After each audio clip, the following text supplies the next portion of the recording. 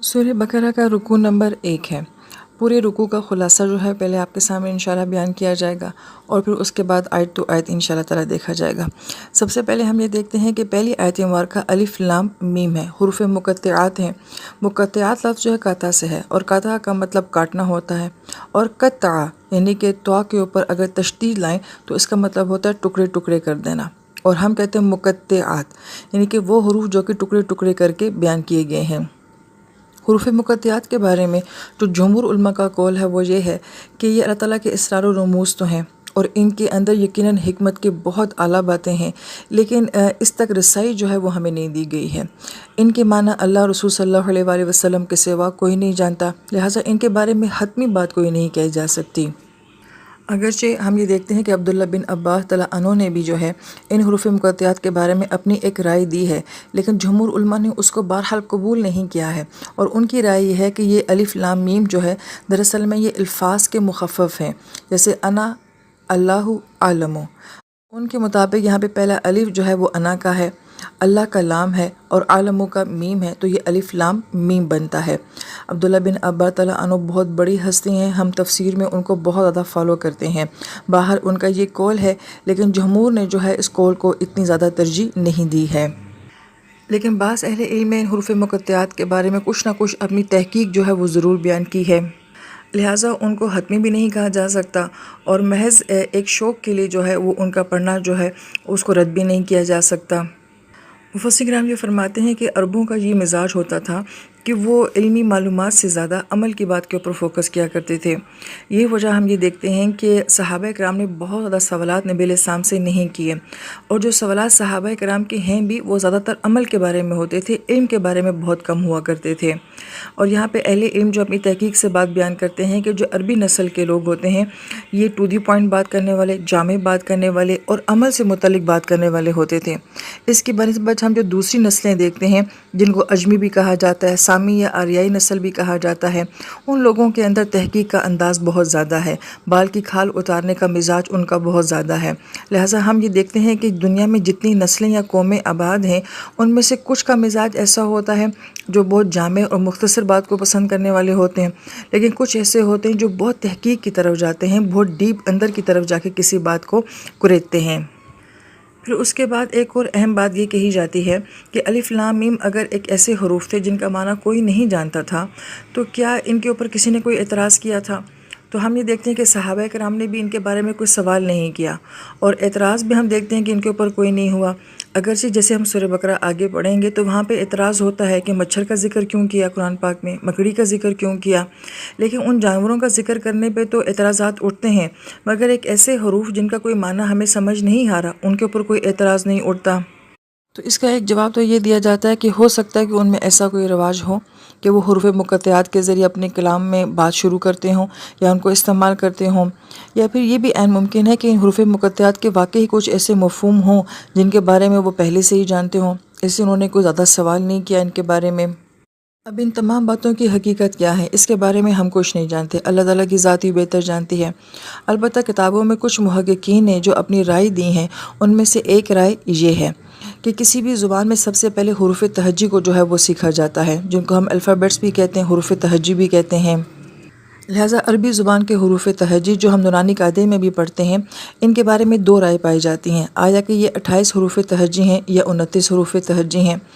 اور یہ اختلاف اس صورت میں ہے کہ الف اگر اس کے اوپر زبر زیر پیش جزم کچھ بھی نہ ہو تو یہ الف مانا جاتا ہے، لیکن اگر اس کے اوپر زبر زیر پیش جزم میں سے کچھ بھی آ جائے تو یہ حمزہ مانا جاتا ہے۔ تو کیا الف اور حمزہ کو ایک ہی شمار کیا جائے یا الف اور حمزہ کو الگ الگ شمار کیا جائے؟ لہذا جو یہ کہتے ہیں کہ الف اور حمزہ کو ایک ہی شمار کیا جائے وہ 28 حروف تہجی مانتے ہیں، جو ان دونوں کو الگ الگ کہتے ہیں وہ ان کو 29 حروف تہجی مانتے ہیں۔ البتہ اس بارے میں جو ایک رائے پائی جاتی ہے وہ یہ کہ قرآن پاک میں 114 صورتیں ہیں، اور 114 صورتوں میں سے 29 صورتیں ایسی ہیں جن کی ابتدا میں حروف مقطعات آئے ہیں۔ لہٰذا ان حروف مقطعات کے بارے میں ایک رائے یہ دی جاتی ہے کہ یہ صورتوں کے نام ہیں، جیسے کہ ہم اکثر صورتوں کے شروع میں دیکھتے ہیں کہ نون، یاسین، توسین، قاف، صاد، تو اس طرح سے اگر دیکھا جائے تو یہ رائے جزوی طور پہ ہمیں صحیح لگتی ہے، مگر کلی طور پہ اس رائے کو صحیح نہیں کہا جا سکتا کیونکہ بہت ساری صورتوں کے نام حروف مقطعات پر نہیں بھی ہیں۔ پھر اس کے بعد حروف مقطعات چونکہ حروف تہجی سے ہی ہوتے ہیں، تو حروف تہجی کے بارے میں جو تحقیق آتی ہے سامنے وہ یہ کہ بعض زبانوں کے حروف تہجی جو ہوتے ہیں وہ آوازوں کی بیس کے اوپر بنے ہوئے ہوتے ہیں، اور کچھ زبانوں کے حروف تہجی جو ہوتے ہیں وہ چیزوں کی شکلوں کی بیس کے اوپر بنے ہوئے ہوتے ہیں۔ اس کی دلیل میں وہ چائنا کی مثال دیتے ہیں کہ چائنا والوں کے جو الفابیٹس ہیں وہ چیزوں کی شکلوں کے اوپر بنے ہوئے ہیں۔ اسی وجہ سے بعض رائے جو ہمارے سامنے آتی ہے وہ یہ کہ جو ہمارے حروف تہجی ہیں وہ بھی کچھ چیزوں کی شکلوں سے مشابہت رکھتے ہیں، جیسے کہ الف جو ہے وہ گائے کے سر کی مانند کہا جاتا ہے،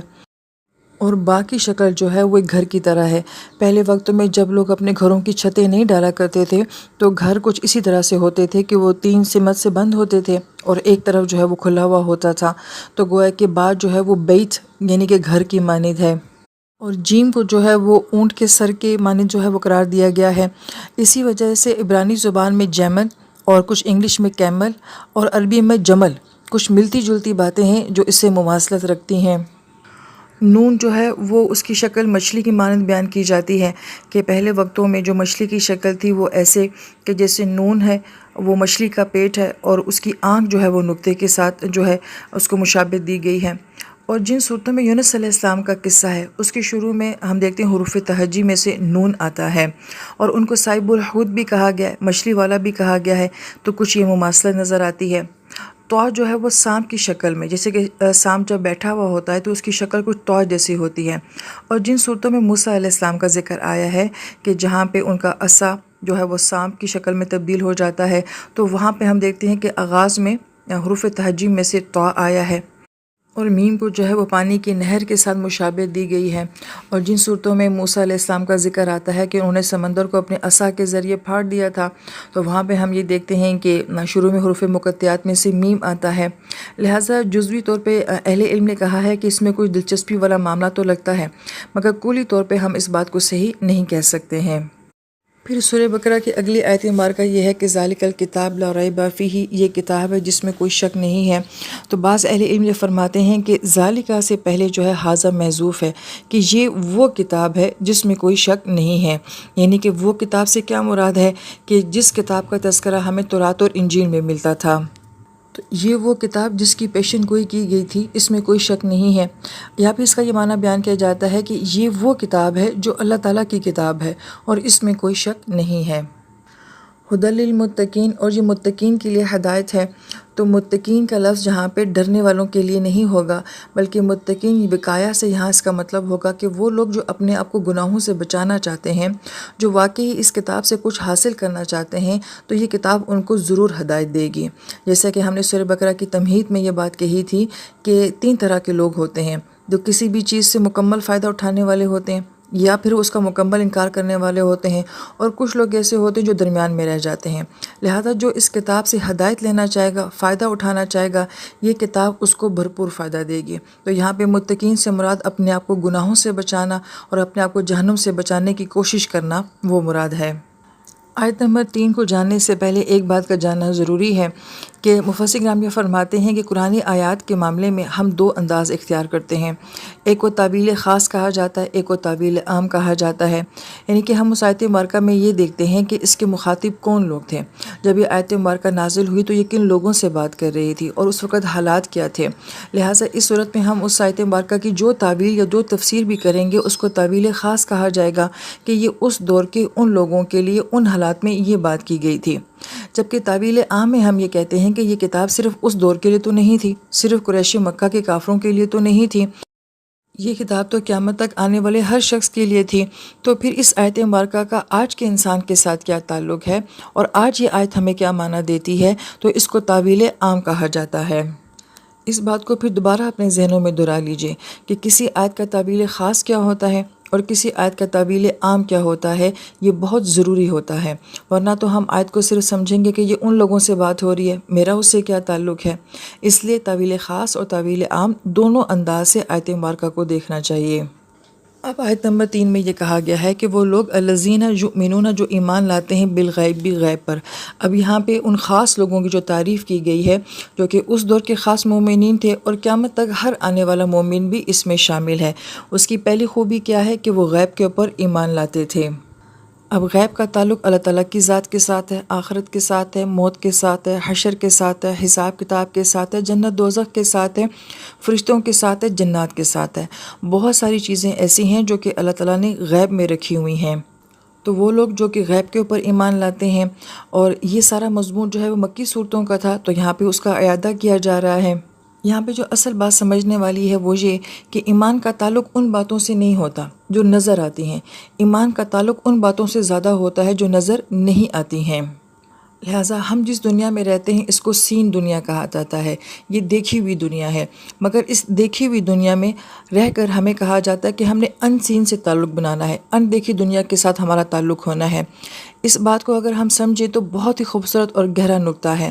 ہم رہتے اس دنیا میں حاضر ہیں، مگر ہمیں کہا جاتا ہے ایمان اس پہ لاؤ جو تم دیکھ ہی نہیں رہے ہو، تو گویا کہ یہ سین اور ان سین کا تعلق ہے، دیکھی اور ان دیکھی دنیا کا تعلق ہوتا ہے۔ اب اس کو اگر آج کے دور کے لحاظ سے دیکھا جائے تو ہم تو حواس خمسہ کو مانتے ہیں، جو چیز ہمیں ان 5 سینسز سے سمجھ آتی ہے ہم اس کو مانتے ہیں، جو ان 5 حواس خمسہ سے نہیں سمجھ آتی ہم اس کا انکار کر دیتے ہیں۔ آج کا دور جو ہے وہ حاضر کو مانتا ہے، وہ غیب کو نہیں مانتا،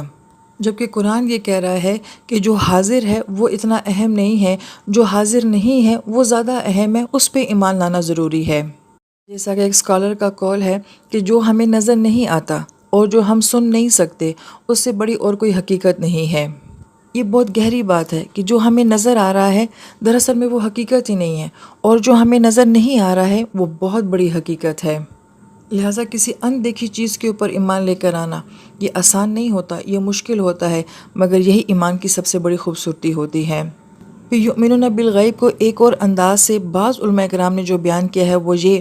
کہ یؤمنون بالغیب کا مطلب یہ ہے کہ وہ جو غیب میں رہتے ہوئے یقین رکھتے ہیں۔ بالغیب میں بات جو ہے وہ ظرفیہ ہے، یعنی کہ ہم جو ہیں ہم غیب میں ہیں، اور ہم غیب میں رہتے ہوئے اللہ تعالیٰ کی ذات کے اوپر یقین رکھتے ہیں، کیونکہ اللہ تعالیٰ کی ذات کو غیب کہنا مناسب نہیں ہے، کیونکہ اللہ تعالیٰ تو غائب نہیں ہے، اللہ تعالیٰ تو حاضر اور موجود ہیں۔ لہٰذا اللہ تعالیٰ غائب نہیں ہیں، ہم غیب میں ہیں، ہم پردے میں ہیں، تو گویا کہ ہم غیب میں رہتے ہوئے جو ہے اس چیز کو مانتے ہیں، اس ہستی کو مانتے ہیں جو کہ حاضر اور موجود ہے۔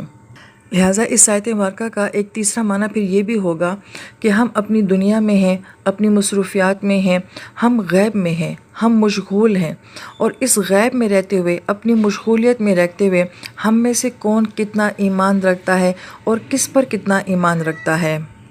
اس آیت مبارکہ کو بعض اہل علم یوں بیان فرماتے ہیں کہ یہاں پہ ایمان والوں کی تعریف ہو رہی ہے کہ وہ غیب میں رہتے ہوئے ایمان رکھتے ہیں، مگر یہاں پہ ساتھ ساتھ انڈائریکٹلی جو ہے ان منافقین کے اوپر اعتراض بھی ہو رہا ہے کہ وہ لوگ اپنے غیب میں کیا کرتے تھے۔ بظاہر نبی علیہ السلام کے سامنے اپنے ایمان کا اقرار کرتے ہیں، مگر جب وہ غیب میں جاتے ہیں تو وہ کچھ اور ہو جاتے ہیں۔